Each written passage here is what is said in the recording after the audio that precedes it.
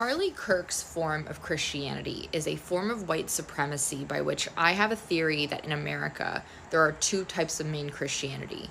One worships Jesus, the other worships white supremacy. And the reason why I can back this up is because I did my undergraduate thesis on the color of Jesus back when I was in the Bible Belt of northern Florida. Which I had no idea what kind of racial dynamics and politics I was getting into at the time, but this will absolutely be a lecture. So if you want to buckle in and sit down for this, this is actually kind of interesting. My first point, though, I do want to make is that the KKK, and I'm talking about the revival of the KKK, like post D.W. Griffith's Birth of a Nation, created this revival of the KKK. And why I bring this up that is so important and necessary is because the KKK identified as Christians, and not just Christians, but they had three basic enemies, or like in their basic like manifesto. Number one, obviously, not surprisingly, black people. Number two, Jewish people. The third, though, were Catholics. And the reason for Catholics, when I was diving further into like the reasoning about why it was Catholics, was because they identified Catholics as like too European, like they were too affiliated with like Europeanness. And in this branch of white supremacy that the KKK has kind of manifested, which is a predominant ideology that obviously is found in the United States, is that being too European is not white enough, because whiteness is a separation, right? We even understand that in the history of like supremacist, fascist ideologies, right? When they were stripping buildings of like ornate color and creating these like, communist fascist buildings of the simplicity, they were essentially trying to separate Europe and create this kind of conformity. So this stripping down is this form of supremacy culture that we know that has happened in Europe, that we can also see in the United States. But taking a step further, when we talk about the color of Christ, okay? When I was reading, there was number one, the book was called Color of Christ. The second book I read was American Jesus. Both of these books were really supplemental to my research. And one of the really important things they were saying was that the American immigrants, the immigrants coming into America, who were becoming the first Americans, were in fact Protestants, and not just Protestants, but the specific brand of iconoclasts. Iconoclasts were essentially this wave of Protestantism that kind of came after like the Catholics, where they kind of started to see images of Jesus and other religious figures as idolatry. And so what they started doing was they started dismantling and destroying them. If you actually see, like, there's a lot of history, I think, in Germany, where you actually can see this form of iconoclasm where like these busts were destroyed, right?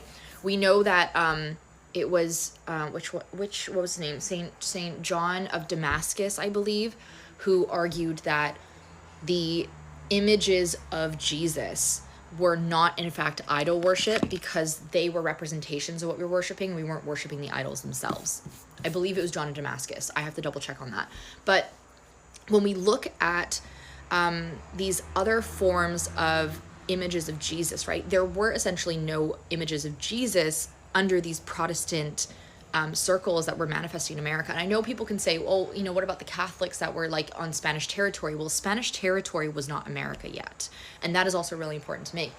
But then, so Joseph Smith in the mid 1800s, right? This is the first idea of perhaps like images of Jesus that we might actually come to know, by which he claimed to have seen a white pillar of light. And a few years later, changed the statement to say, actually, I saw Jesus, he was blonde hair and blue-eyed. And this did, in fact, result in Mormon Christian groups creating images of Jesus that were in fact blonde hair, blue-eyed. And there was in fact an attempt in the United States to separate and segregate Jesus from his Middle Eastern or even European heritage. And it was very interesting because these images became extremely political. Indigenous people and black enslaved people were absolutely shocked when they were like, wait, this is the Jesus we were worshiping the whole time, question mark, question mark.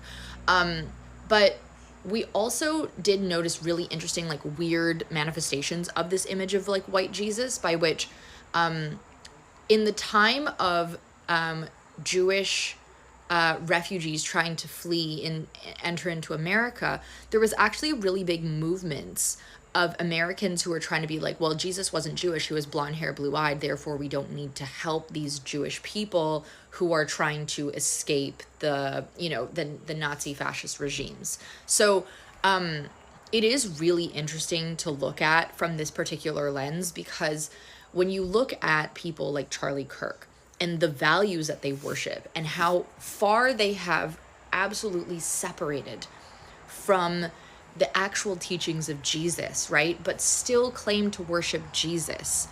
They don't worship Jesus, they worship America. And America, for them, is a symbol of the whiteness, of the separation of all these other influences to create what they know today. Wow, I did not even realize I didn't even stutter very much on this. But yeah, it's crazy, honestly.